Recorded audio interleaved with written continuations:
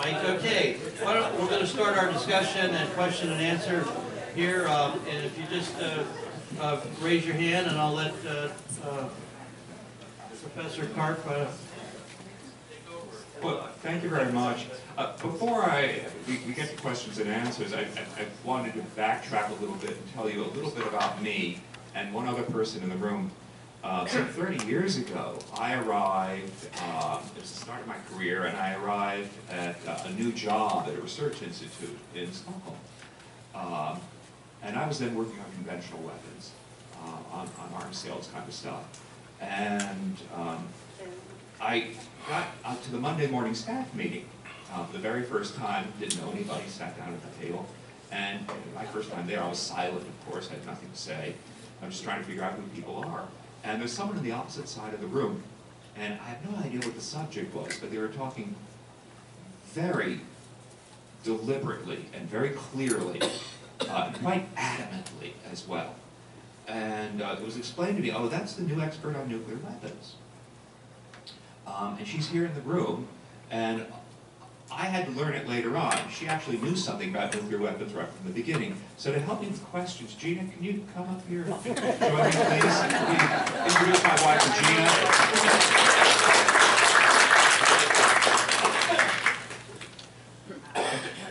Between the two of us, maybe we can actually answer a few of these.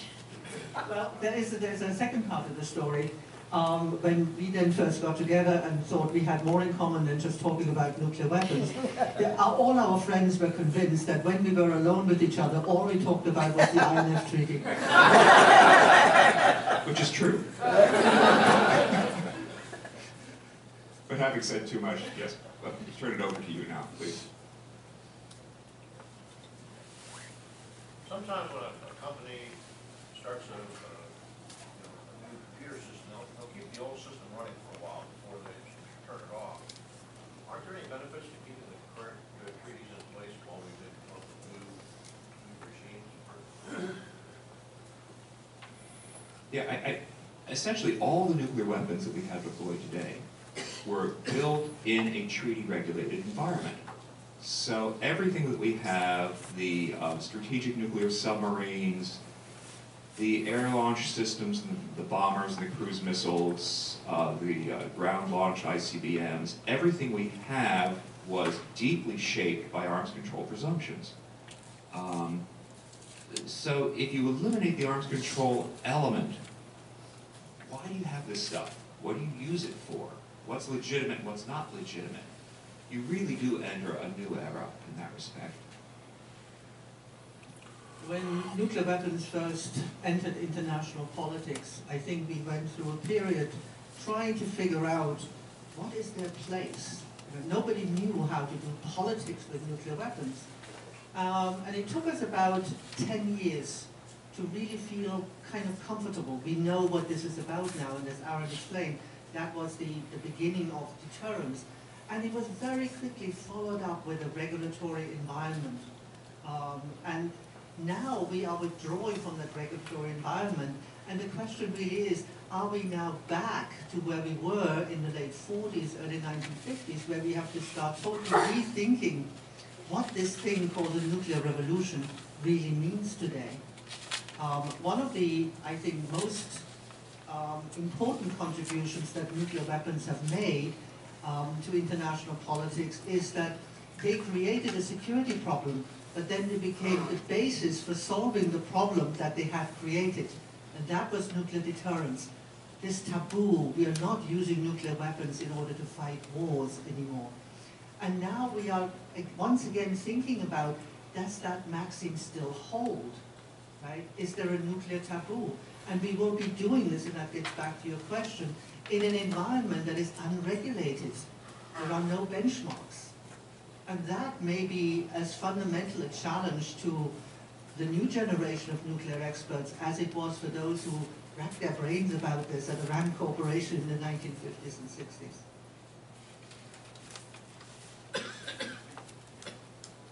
Could you talk briefly about the Western European nations' view of our withdrawal from the treaty? Since I claim the European. It's purely psychological. Aaron was mentioning earlier there is no arms race to be anticipated. But the Europeans over the last 10 years have seen a total deterioration of their security environment.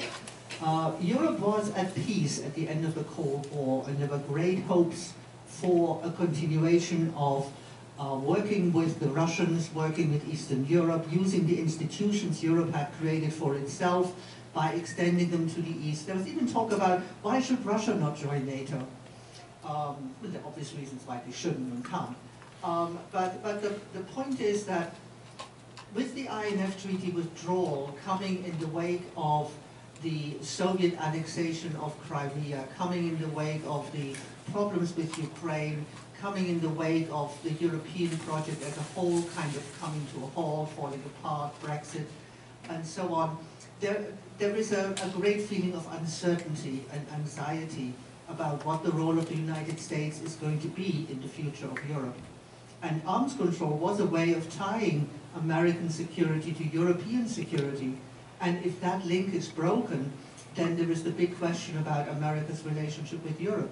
And so there is a great deal of uncertainty, and not just about INF, but what it ultimately means, that it could be the first step of American withdrawal from European security.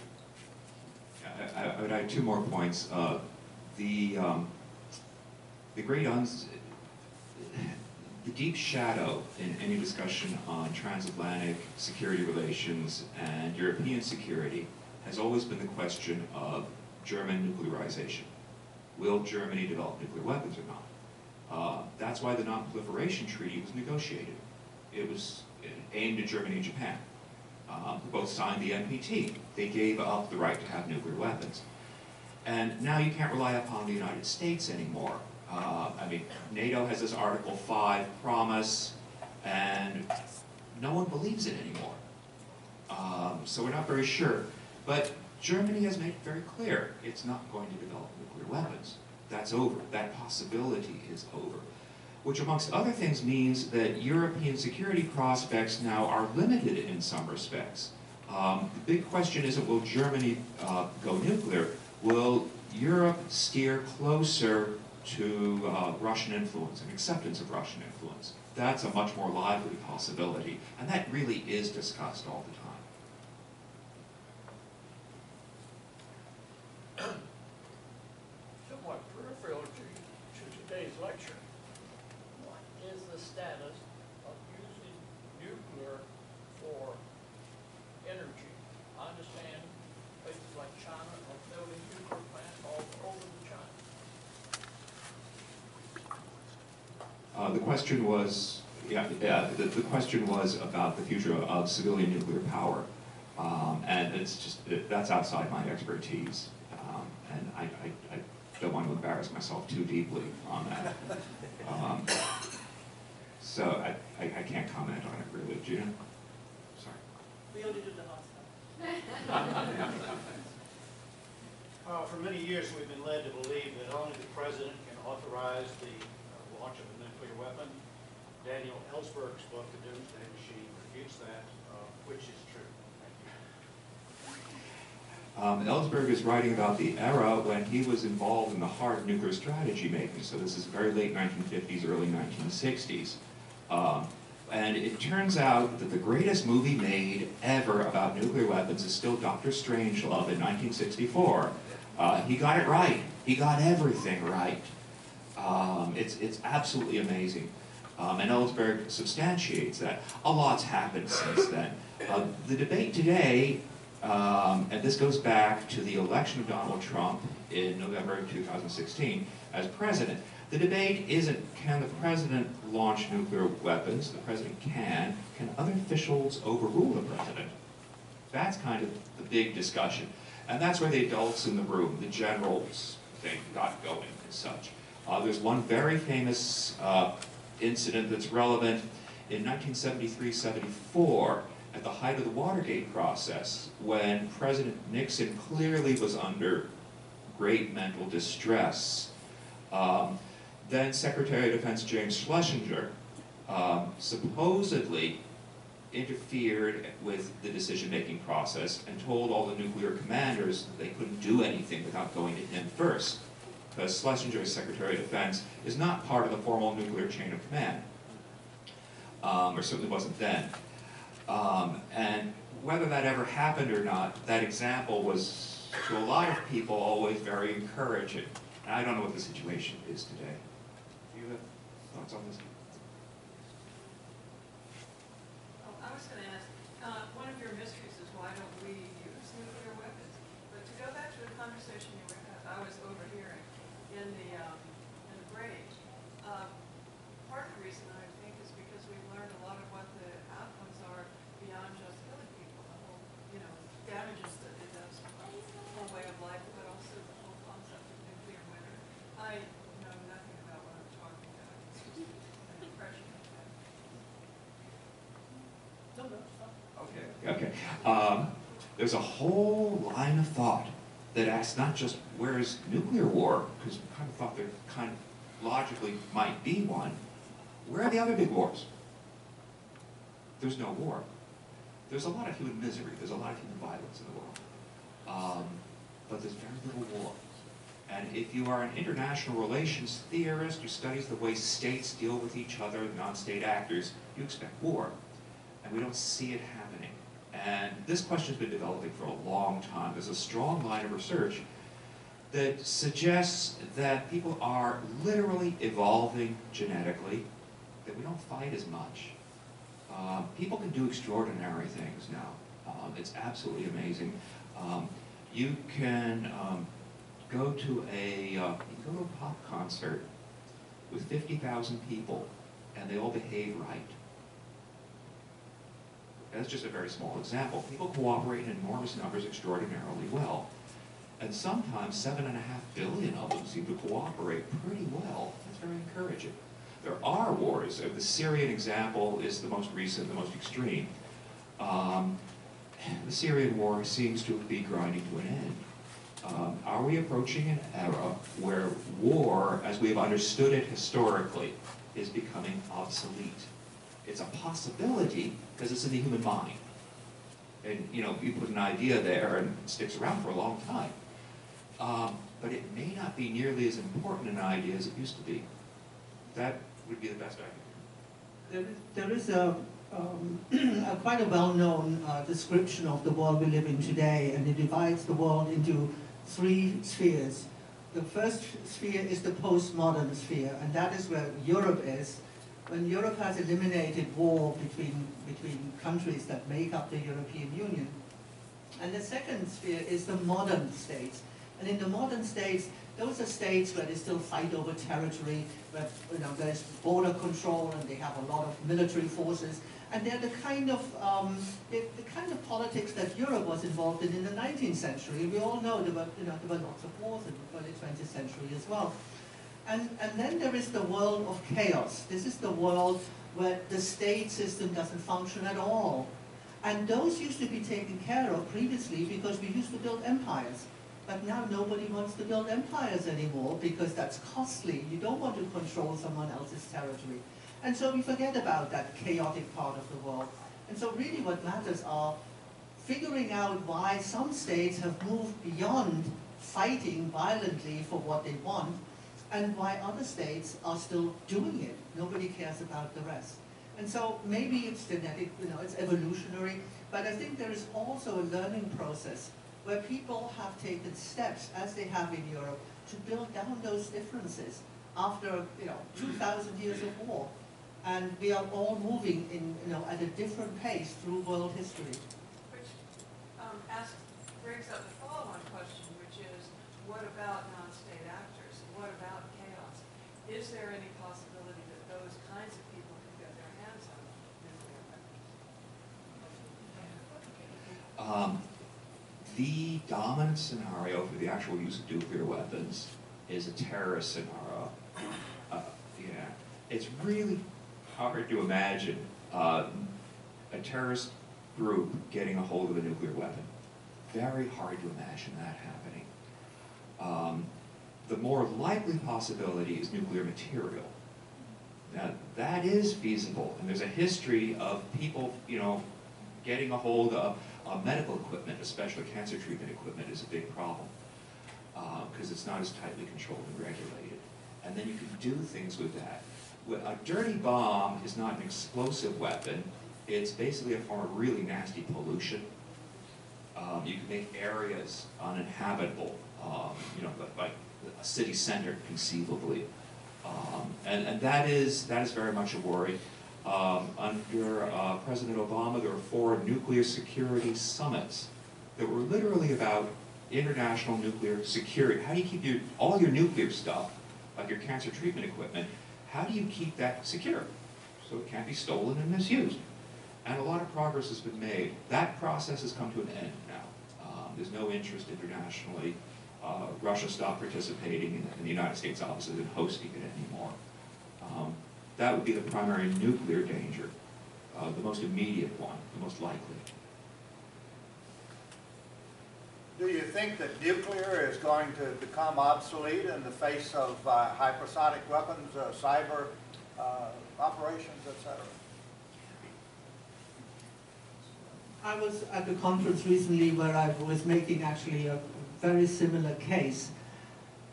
Countries throughout history acquired military forces for strategic goals. If you can achieve your strategic goals without large military, why waste your money? Yeah. And this is when you look at Russian foreign policy and the success that Russia has had by, for example, staying below the Article 5 trigger that would bring NATO into a conflict, by sending little green men into Ukraine, by doing cyber attacks, by doing misinformation, and so on and so forth. The strategic goal of sowing uncertainty in its neighborhood has been achieved.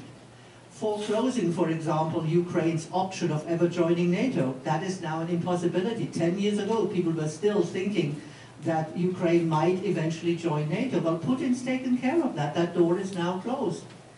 Okay?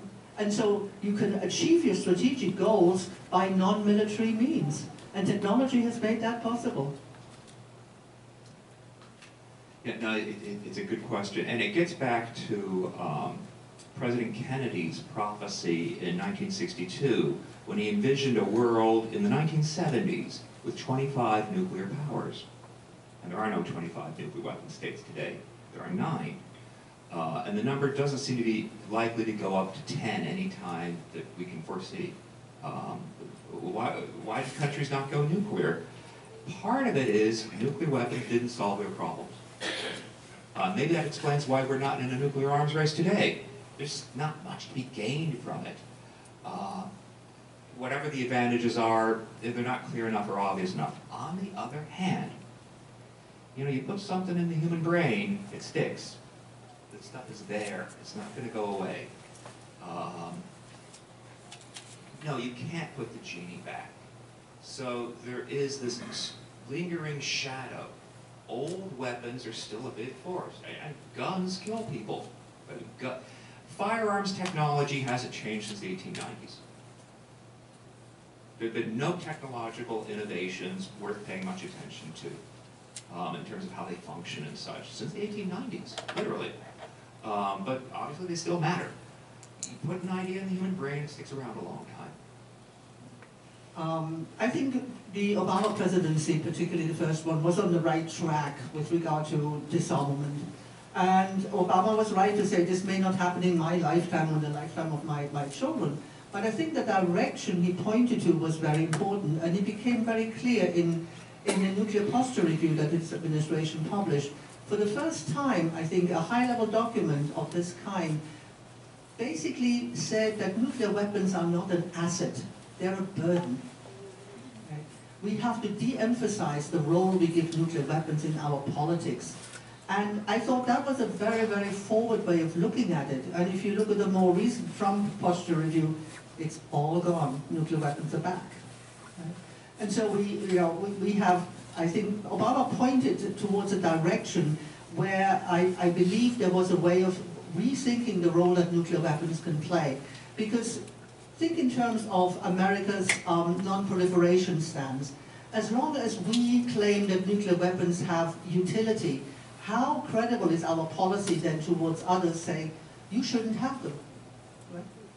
And by de-emphasizing the way in which nuclear weapons are integrated in our own foreign policy perspective, we can actually serve as a much better example when it comes to our own non-proliferation goals.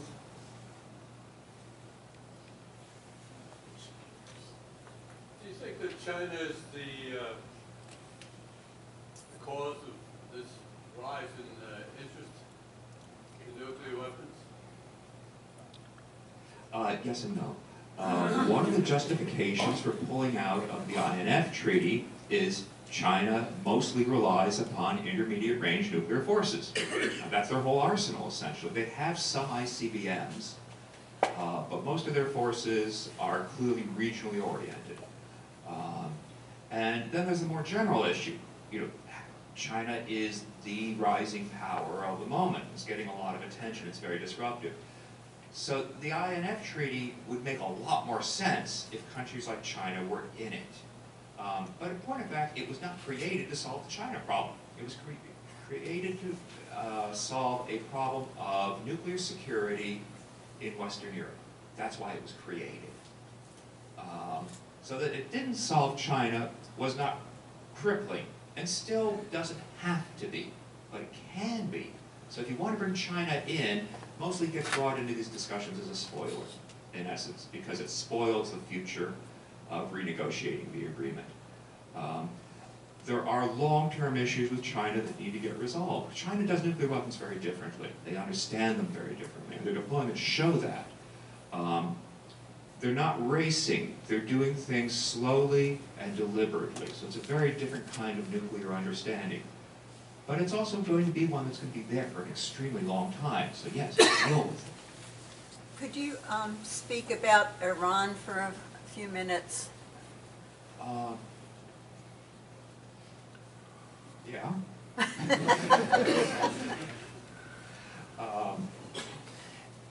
Here's something that's interesting.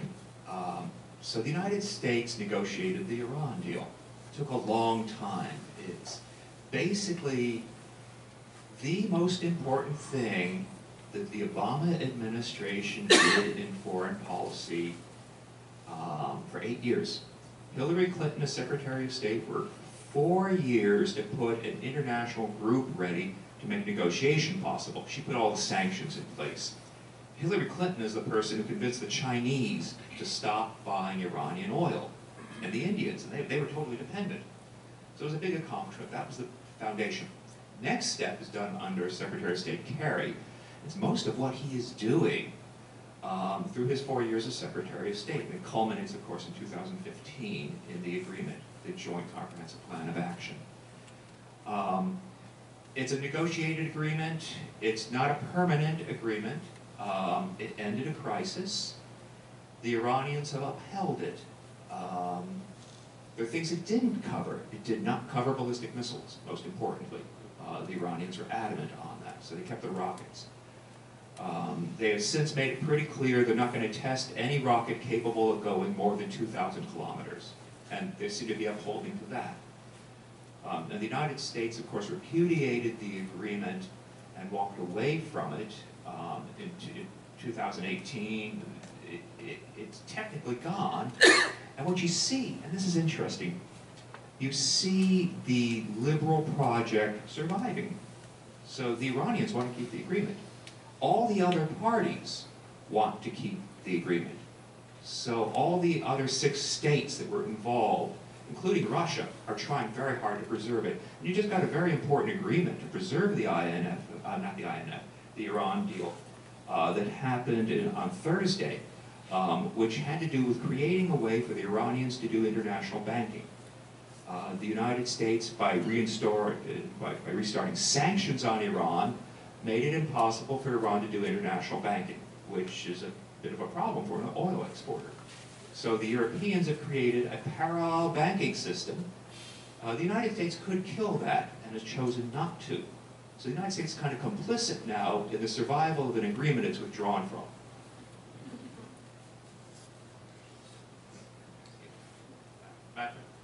Is there a race in space regarding weapons?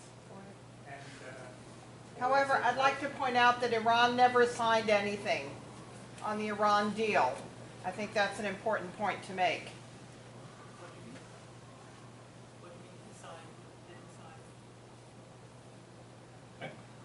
didn't sign? Yeah, well, it's not a treaty, but there was a signing ceremony, and I've seen the signed document.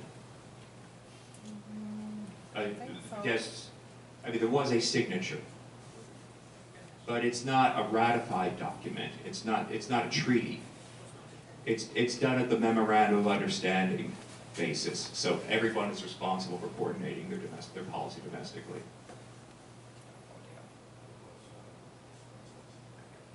Weapons in space is their development, and you look at the space station where Russians and Americans are sitting together in the same environment, somehow a contradiction. So maybe you can say something about that. Space is the place where a lot of people want to go. We were talking about this on the drive over. President Trump is creating an American Space Force, so we're getting a fifth military, as it were, which will be the independent Space Force. So we're clearly going in that direction. It's very unclear what it's going to be. There are things you can do in space that are hard to do from the Earth. Missile defense. If you could get the technology right, space is the place to do it. Surface of the Earth is not. On the other hand, as you make the point, we're totally dependent on a lot of space activity. So this is very speculative. It's also a discrete environment. It's got boundaries to it. And that makes it very easy to negotiate about things in space. Verification is fairly straightforward. If you want to do a negotiation, space activity is a great place to do it, but clearly the trends are going towards militarization.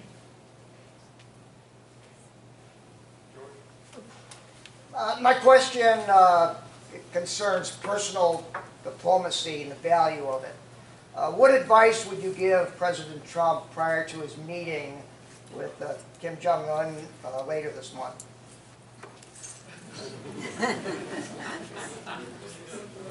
Assuming he would take it. What advice would you give? Well, I guess the point is that certainly President Trump has a different approach to negotiations and treaties than preceding administrations.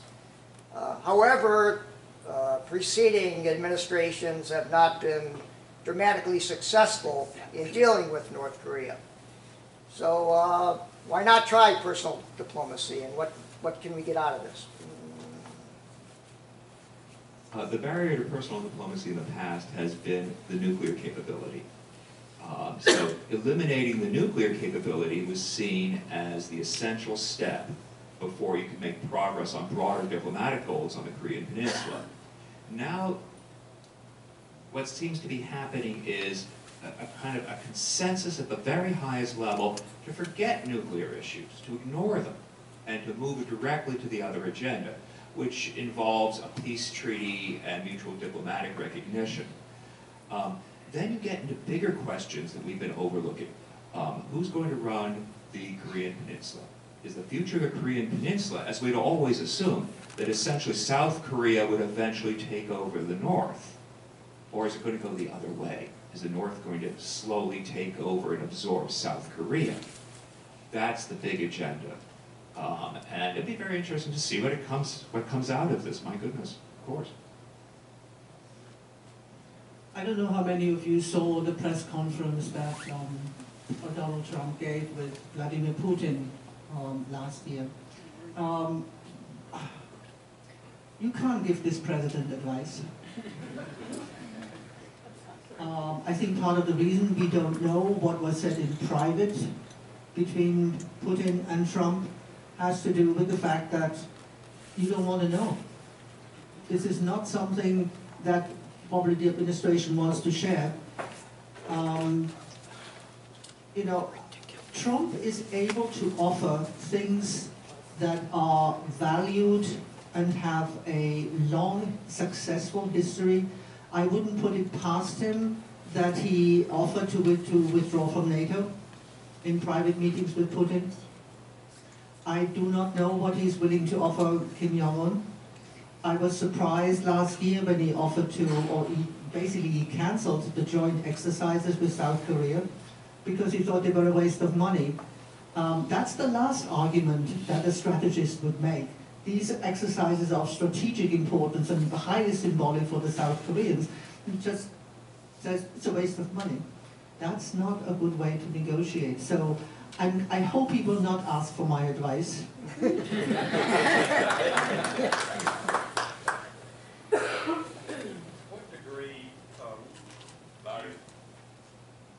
what degree would you speculate, I guess, that the picture that you're providing us is a factor of our current administration, and to what degree, kind of more broadly, of the times? That goes to the heart of the theme that I've been trying to emphasize, exactly. How much are we talking about particular issues and situations? How much are we talking about the climate? And the climate is a huge factor. I developed professionally thinking that nuclear security, arms control and disarmament were a discrete environment. It was a separate area, and the rules there were unique to that area. And also is kind of insulated from everything else that was going on. So, you know, President Ronald Reagan could negotiate on intermediate nuclear forces at exactly the same time that his White House is arranging through the Iran-Contra deal to advance a war, it's basically a proxy war with the Soviet Union in Central America. And those things, at one level, are weirdly inconsistent, but they testify to the separation of the domains. Now those separations are gone. And especially at the biggest level, you can't distinguish. And that's why I say, I think arms control's problems are a subset of the problems that are affecting the broader project of the Enlightenment, of liberalism generally. And we're trying to figure out where humanity is going. And at one level, it's nice to see that humanity ain't going to the dogs. But it may not be going where we thought it was going for like 300 years. So those are big questions. And that's why when I'm really serious about this stuff, and Gina's seen me doing this, I'm not studying nuclear strategy anymore, I'm reading Jean-Jacques Rousseau. I'm going back to the fundamentals, you know, how are the pieces going to work? And I'd be so happy to stand here and talk about Jean-Jacques Rousseau for the next 3 days, but I won't. Without going as far as the Enlightenment, but with regard to Iran, you can say that the discreteness of arms control has been lost, and American policy towards Iran is now wholly connected in the sense that the deal with Iran was jeopardized also because of Iran's role in the Middle East. So everything came together, and United States policy is to weaken Iran, to weaken the role that it plays in the Middle East, to strengthen Saudi Arabia, to strengthen Israel. So therefore, arms control has become part and parcel of our general unhappiness with Iran.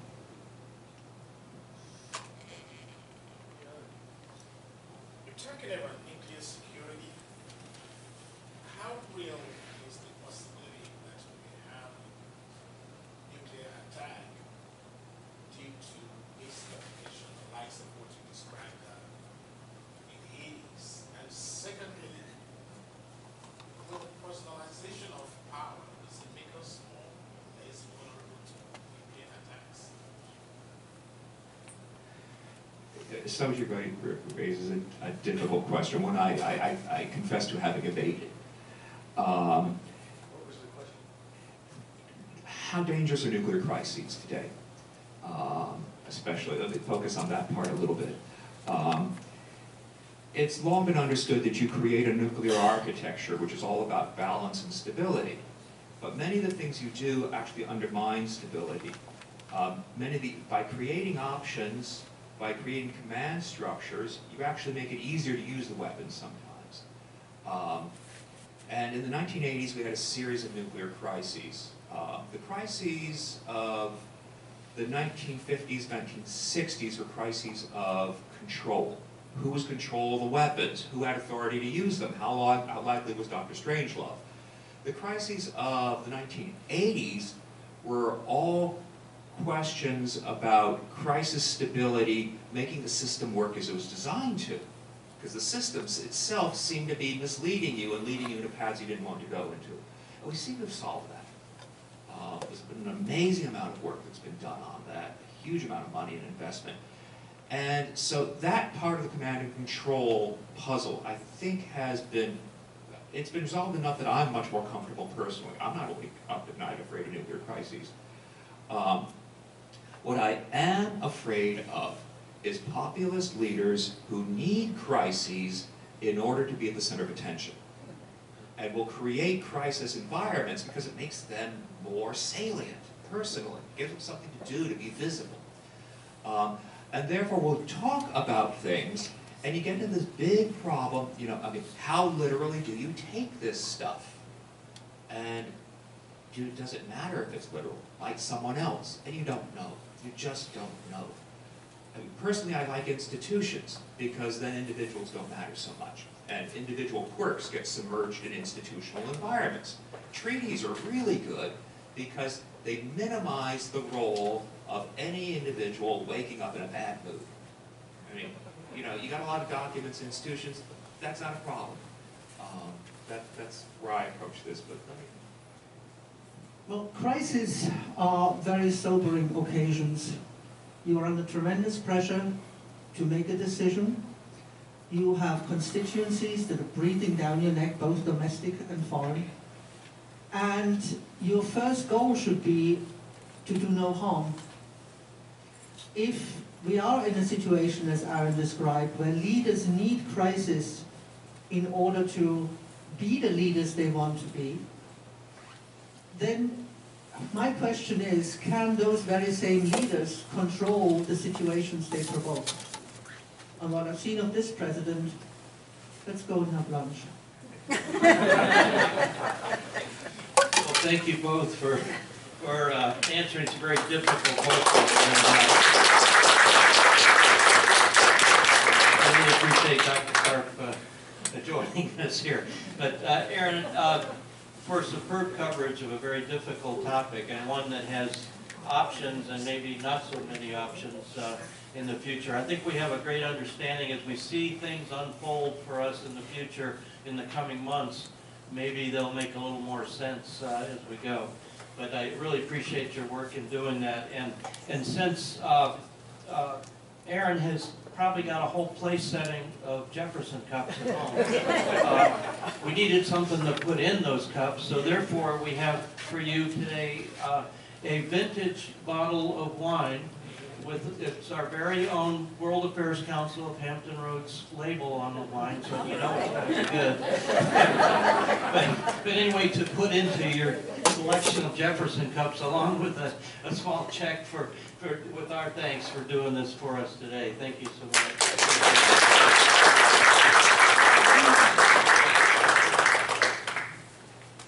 Next week, we can follow on with this discussion with the state of the State Department. And that we have Susan Zell coming all the way from Asheville, North Carolina. She's a recently retired Foreign Service officer who still does work with the State Department. And so she's up to speed on all the issues involved with that. And that kind of follows right along with what we talked about today. So it's one not to miss. And I hope you are able to come for the next one. On Wednesday, February 27th, as I mentioned last week, we have a program at the Slover Library. It starts at 5:30 for a reception, plenty of food, plenty of drink, and at 6:30 we'll have a presentation by Dr. Bogdan Neubauer, who's a global health expert on infectious diseases and all the issues with that globally we're dealing with the World Health Organization and others. So it's going to be a very interesting presentation. We're partnering with the Society of Hospital Medicine. Dr. Tom Miller leads that group, and we have sign-ups going on now. Now we have, seating is limited, so by the end of next week, I have to turn in the list of who registered. And if you're a member of the World Affairs Council, the price is right. It's no charge at all for us, and I think it'll be a fantastic presentation, great food, and a great opportunity to talk to some real global health experts. So please sign up for that soon, and we'll probably take down the sign up on our website by the end of next week. So don't miss this opportunity. With that, we'll see you next week, hopefully for a very, very good presentation. Have a great day.